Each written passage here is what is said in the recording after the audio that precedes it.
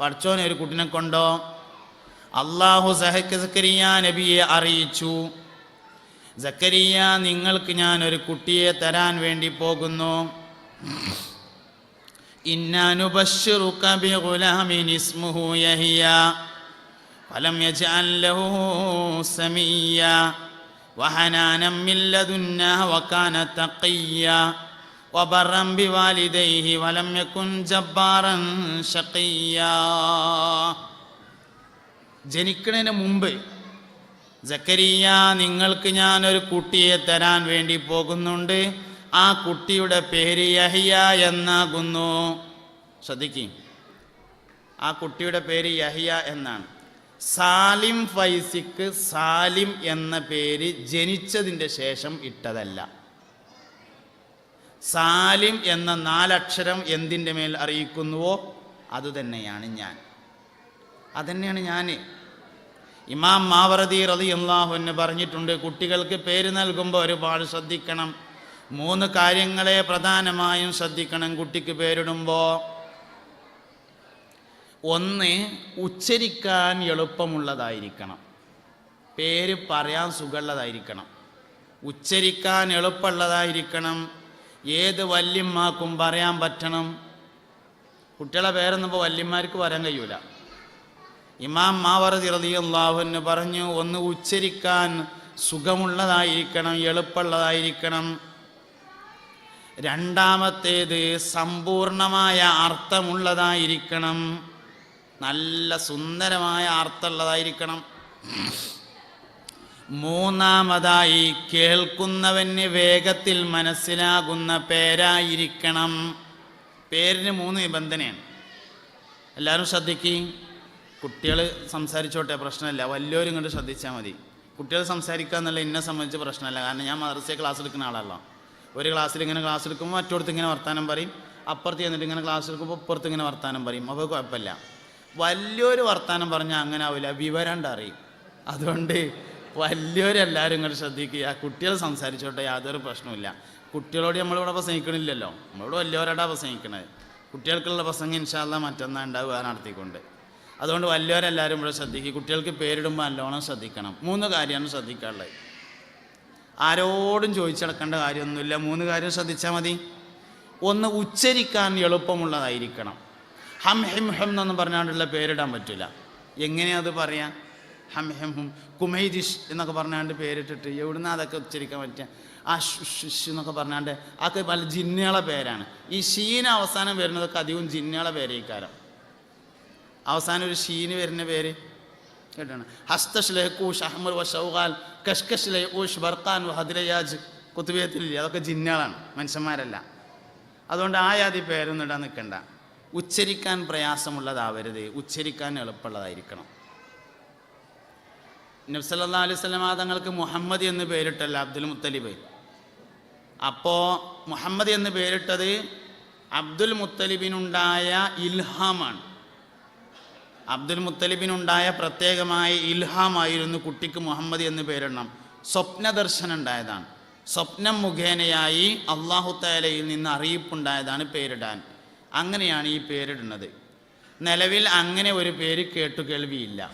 അപ്പോൾ ആളുകൾ വന്നിട്ട് ചോദിച്ചു, അല്ല അബ്ദുൽ മുത്തലിബേ, എന്ത് ഒലക്കമല പരിപാടിയാണ് ഈ കേൾക്കുന്നത്, എന്ത് പേരായി ഇട്ടിക്കണെന്ന് ചോദിച്ചപ്പോൾ പറഞ്ഞു, അറത്തു അൻ യഹ്മിദഹു മൻ അലൽ ഖബ്റാ മുഹമ്മദുൻ സമ്മഹു നബിയൽ ഹുദാ വഹുവ അഹഖുൻ നാസി ബിൽ ഹംദി സല്ല അലൈഹി അല്ലാഹു അശ്റഖത് ശംസുൽ ളുഹാ ഫീ ദാലിക സഅദി അറത്തു അൻ യഹ്മിദഹു മൻ അലൽ ഖബ്റാ. പ്രപഞ്ചത്തിലുള്ള എല്ലാവരും ഈ കുട്ടിയെ സ്തുതിച്ചു പറയണം എന്നാണ് ഈ പേര് കൊണ്ട് ഞാൻ ഉദ്ദേശിച്ചിരിക്കുന്നത്. പേരിടുമ്പോൾ ഒരു ഉദ്ദേശം വേണം. എന്തിനാണ് ഈ പേര് എന്നൊരു ഉദ്ദേശം വേണം. ഓരോ പേരിടുമ്പോഴും വേണം എന്തിനാണ് ഈ പേരിടുന്നത്, ഒരു ഉദ്ദേശം വേണം. സഹാബികളിൽ നിന്ന് പലരും ബദരീങ്ങളുടെ പേരിട്ടിരുന്നു, ബദറിൽ പങ്കെടുത്തവരുടെ പേരിട്ടിരുന്നു. 9 സ്വഹാബികളാണ് മക്കൾക്ക് ബദറിൽ പങ്കെടുത്ത സ്വഹാബികളുടെ പേരിട്ടതെന്ന് കാണാം. എന്തിന്? അവർക്ക് ശുഹദാക്കളുടെ കൂലി കിട്ടണം എന്ന് കരുതിയിട്ടായിരുന്നു അങ്ങനെ ചെയ്തത്. അപ്പോൾ എന്തിനിടുന്നു എന്നത് പ്രധാനമാണ്. അമ്പിയാക്കളുടെ പേരിട്ടിരുന്നു. പുണ്യനബി സല്ലല്ലാഹു അലൈഹി വസല്ലമ തങ്ങൾ തനിക്ക് ആൺകുട്ടി ഉണ്ടായപ്പോൾ ഇബ്രാഹിം എന്ന കുട്ടി ഉണ്ടായി. മാരിയത്തുൽ ഖിബ്തിയ എന്ന അടിമ സ്ത്രീയിൽ നബീൻ്റെ ആൺകുട്ടി ഒരു കുട്ടി മാത്രമേ മാരിയത്തുൽ ഖിബ്തിയയിലും ബാക്കി കുട്ടിയൊക്കെ ഖദീജ ബീവിയിലാണ്. വ ഉമ്മു അതാഹു ഇബ്രാഹിമു മിൻ സുരിയ വ ഉമ്മുഹു മാരിയത്തുൽ ഖിബ്തിയ. എവിടെ ഇപ്പോൾ അതുള്ളത്? കിഫായത്തുൽ അവാമിലേ 15 ഒക്കെ കേട്ടില്ലേ? ഞാനിപ്പോൾ പുതിയതായിട്ട് നൂലുമ ഇറങ്ങി വന്നതൊന്നല്ല ഈ പറയണത്. നമ്മളെ പെരയിലെ അട്ടത്തിരിക്കണ 15 വക ഏടിൻ്റെ നടുമറിച്ചാൽ കിട്ടുന്നതാണ് കിഫായത്തുൽ അവാം. ഞാനീ പറഞ്ഞതൊക്കെ അതിലുണ്ടേ. നബി തങ്ങൾക്ക് ആൺകുട്ടിയായ ഇബ്രാഹിം ഉണ്ടായത് മാരിയത്തുൽ ഖിബ്തിയ എന്നുള്ള അടിമ സ്ത്രീയിലാണ്. ഇബ്രാഹിം എന്ന് പറഞ്ഞ കുട്ടി ഉണ്ടായപ്പോൾ നബി തങ്ങൾ പറഞ്ഞു, എൻ്റെ വല്ലിപ്പ ഇബ്രാഹീമിൻ്റെ പേര് ഞാൻ എൻ്റെ കുട്ടിക്കിട്ടിരിക്കുന്നു എന്ന് പറഞ്ഞു. പേരിടുന്നതിൻ്റെ മാനദണ്ഡം അതിന് കിട്ടും. 1 അംബിയാൻ്റെ പേരാണ് ഇട്ടത്, 2 വല്ലിപ്പാൻ്റെ പേരാണ് ഇട്ടത്. നമുക്കിന്ന് വല്ലിപ്പാൻ്റെ പേരൊക്കെ ഭയങ്കര അരോചകമാണ്. വല്ലിപ്പാൻ്റെ പേരുകളൊക്കെ അരോചകമാണ്. പഴയ കാലത്ത് മമ്മദും മയമ്മദും മമ്മിയും അങ്ങനെ കുറേ സാധനങ്ങളൊക്കെ ഉണ്ട്. സാധനമൊക്കെ ഒന്ന് തന്നെയാണ്, മുഹമ്മദാണ്. അവർ പേര് മമ്മദ് മയമ്മദ് എന്നിട്ടിട്ട് മുഹമ്മദ് ആവാൻ ശ്രമിച്ചു. നമ്മൾ പേരൊക്കെ മുഹമ്മദ് എന്നിട്ടിട്ട് മയമ്മദാകാൻ വേണ്ടി ശ്രമിക്കുകയാണ് എന്ന് മാത്രം. അതാണ് വ്യത്യാസം. പേരൊക്കെ നല്ല ഉഷാറിൽ മുഹമ്മദ് എന്നിട്ടിട്ടുണ്ട്, മയമ്മദാകാനാണ് ശ്രമം. പണ്ട് പോലെ പേരിട്ടപ്പോൾ ഒരു സൂക്ഷ്മത പാലിച്ചിട്ട് ഓല് മയമ്മദൊക്കെ ഇട്ട് പിന്നെ അങ്ങനെ വേണമെന്നൊന്നല്ല ഞാൻ പറഞ്ഞു കേട്ടോ, നേരംഗത്ത് തന്നെയാണ് ഇടേണ്ടത്. മുൻകാലക്കാർ അങ്ങനെയാണ് ചെയ്തതെന്ന് പറഞ്ഞതാണ്. പക്ഷേ അവർ മുഹമ്മദ് ആവാൻ വേണ്ടി ശ്രമിച്ചിരുന്നു. നമ്മൾ പേരൊക്കെ നല്ല ഉഷാറിലിട്ടിട്ട് മമ്മി മുഹമ്മദും ആകാനുള്ള ശ്രമമാണ് യഥാർത്ഥത്തിൽ നടത്തുന്നത്. മുഹമ്മദ് എന്ന പേരിന് ഇപ്പോൾ ഓർമ്മ വരുന്ന 2 പ്രത്യേകത ഉണ്ട്. ഇപ്പം എനിക്കൊണ്ട് ഓർമ്മ വരുന്ന 2 പ്രത്യേകത. ഒന്ന്, പുണ്യനബി സല്ലല്ലാഹു അലൈഹി വസല്ലമ പറഞ്ഞു, മുഹമ്മദ് എന്ന് പേരുള്ള ഒരാൾ നിങ്ങൾ ഭക്ഷണം കഴിക്കുന്നതിൻ്റെ കൂട്ടത്തിലുണ്ടെങ്കിൽ ആ ഭക്ഷണത്തിന് ബറക്കത്തുണ്ടാകുമെന്ന് മുഹമ്മദ് നബി സല്ലല്ലാഹു അലൈഹി വസല്ലം. ബർക്കത്തുള്ള ഒന്ന് പേരെ തന്നെ ഉണ്ടായിക്കോട്ടെ, എന്താ ഇപ്പോൾ കുഴപ്പം? നമ്മളൊക്കെ അവസാനം തീരുമാനിക്കുക, എന്നാൽ പിന്നെ ഒന്ന് മയ്യത്ത് നിസ്കരിക്കാനും കിടക്കട്ടെ എന്ന്. ഏത് SLC തോറ്റേ? SLC തോറ്റു. പിന്നെ ഇറച്ചിപ്പീടിയെ കൊണ്ടുപോയി നോക്കി, അതും നേരാകണില്ല. സൂപ്പർ മാർക്കറ്റ് നിർത്തി നോക്കി, അത് മുതലാളിയോട് തെറ്റിപ്പോന്നു. എല്ലാം കഴിഞ്ഞു, എന്നാൽ ഇഞ്ഞോനെ ഓതാൻ കൊണ്ടാക്കുക, ഒന്ന് മയ്യത്ത് നിസ്കരിക്കാനും കിടക്കട്ടെ എന്ന്. ആ തീരുമാനം ആദ്യം എടുക്കേണ്ടതല്ലേ? ആദ്യം വരുന്ന ഒന്ന് മയ്യത്ത് നിസ്കരിക്കാനായിക്കോട്ടെ, ബാക്കിയുള്ളത് നമുക്ക് എന്താ വെച്ചാൽ നോക്കാം. ഫസ്റ്റത്തെ ഒന്നല്ല തീരുമാനിക്കേണ്ടത്. പക്ഷെ നമ്മളൊക്കെ തീരുമാനം അവസാനം എടുക്കുക, അവസാനത്തെ മയ്യത്ത് നിസ്കരിക്കാനും കിടക്കട്ടെ എന്ന്. അതും കിടക്കട്ടെ എന്നാണ്, ഇരിക്കട്ടെ എന്നല്ല. ഒന്നങ്ങനെ മയ്യത്ത് നിസ്കാരമൊക്കെ അത്ര മതിയെന്ന്, ബാക്കിയുള്ള കാര്യങ്ങളൊക്കെ ഇങ്ങനെ ഉഷാറായിട്ട് നടക്കുക.